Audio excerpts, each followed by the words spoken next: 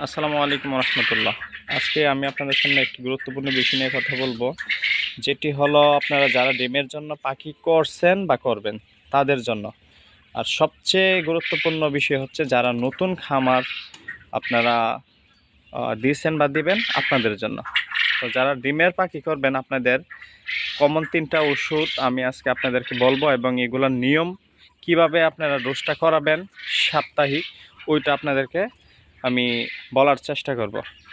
তো আসেন আমরা এখন ওই ওষুধগুলো দেখি এবং ওষুধগুলোর নিয়ম আমরা জেনে নিই। এটা হচ্ছে জিঙ্ক।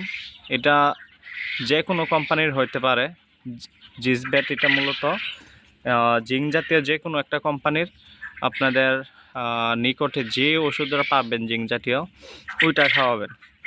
এটার নিয়মটা হচ্ছে মূলত 1 লিটার পানিতে 1 মিলি ওষুধ দিবেন। এটা সপ্তাহে 2 দিন দিবেন অথবা 3 দিন দিবেন। এটা হলো আপনার একমি কোম্পানির।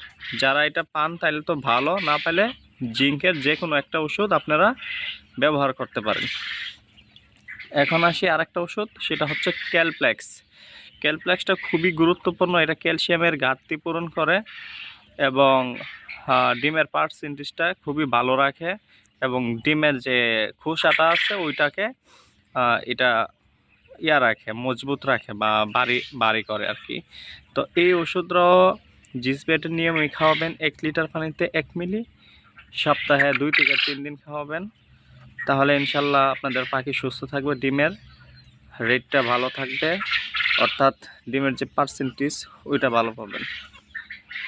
আর এটা হচ্ছে ইসেল। এটা হচ্ছে এই 3টার মধ্যে সবচেয়ে গুরুত্বপূর্ণ হচ্ছে এটা। ইসেলটা আপনার ডিমের উৎপাদন যে ক্ষমতাটা ওইটাকে একটু বাড়ায় তোলে।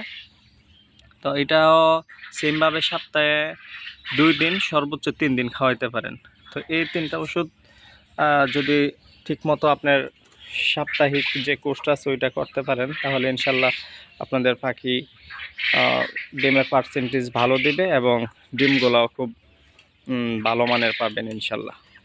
তো যারা আজকের এই ভিডিওটি দেখছেন, যদি ভালো লাগে অন্যদেরকে শেয়ার করে দিবেন।